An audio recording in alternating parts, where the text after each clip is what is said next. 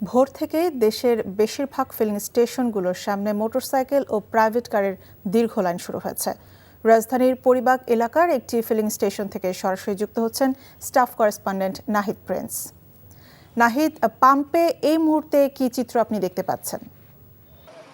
রাজধানীর প্রতিটি পাম্পে যেসব পাম্পে অকটেন পেট্রোল পাওয়া যাচ্ছে, ডিজেল পাওয়া যাচ্ছে, সেসব পাম্পগুলোতে কিন্তু এই যে রাইড শেয়ারিং এর যে চালকদের যে জটলা, এছাড়া যারা ব্যক্তিগত গাড়ি চালক তাদের যে সিরিয়াল, সেটি কিন্তু অনেক দীর্ঘ লাইন, 2.5 কিলো 3 কিলো জুড়ে তাদের অবস্থান রয়েছে। তারা বলছেন যে চাকা থেমে গেছে, তাদের এই যে ইনকাম সেটিও কিন্তু থেমে গেছে, কারণ তারা দিন আনে দিন খায়। সেই ধরনের যারা চালক রয়েছেন, বাইক চালক, তাদের এই সংখ্যাটাই কিন্তু অনেকটা দীর্ঘ। সেই আমরা বিজয় সমিতি থেকে দেখিয়েছিলাম যে সেই জাহাঙ্গীর গেট থেকে শুরু করে বিএফ শাইন কলেজ পার হয়ে কিন্তু সেই লাইন চলে গেছে।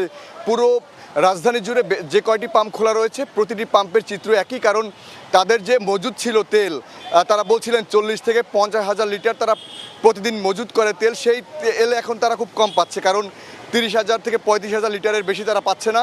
তাই চালকদেরও তারা কম দিতে পারছে। যারা 3-4 ঘন্টা লাইনে দাঁড়িয়ে মাত্র 300 টাকার তেল অনেকে পাচ্ছে, কেউ 500 টাকা তেলও নিচ্ছে। তো তারা বলছিলেন যে এই 4-5 ঘন্টার যে দুর্ভোগ, সেটি যদি পোহানো যেত, তাহলে তাদের এই দীর্ঘ পথ, দীর্ঘ আটকানো, সেটি কিন্তু লাঘব হতো। কারণ যদি বলি যে তাদের যে 5 ঘন্টা ধরে তারা বসা আছে, সে বসে থেকে মাত্র 300 টাকা তেল পাচ্ছেন। তারা বলছেন আবার তারা রাইড শেয়ারিং করে 500 টাকা ইনকাম করে আবার তারা সেখানে সিরিয়ালে দাঁড়াচ্ছেন।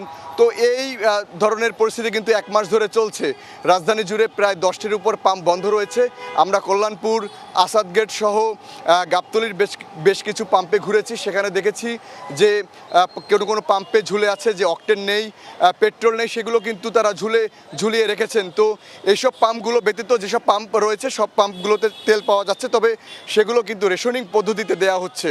এখন আমি আছি পরিবাগ ফিলিং স্টেশনে, সেখানেও কিন্তু একই চিত্র।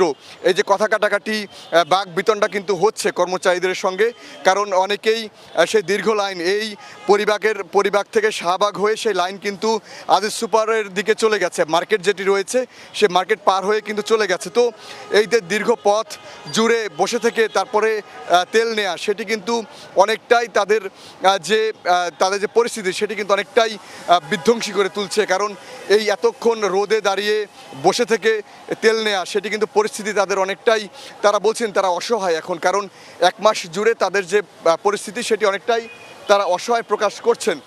এছাড়া পাম্প কর্তৃপক্ষ বলছেন যে তাদের কাছে যদি পাম্পের তেল যদি মজুদ থাকতো, তাহলে তারা সেই সরবরাহ যদি তাদের বেশি থাকতো, তাহলে তারা রেশনিং পদ্ধতির বাইরে গিয়ে তারা পর্যাপ্ত তেল দিতে পারতেন, এটি তারা বলছেন। তো এই ছিল আমার কাছে সবশেষ।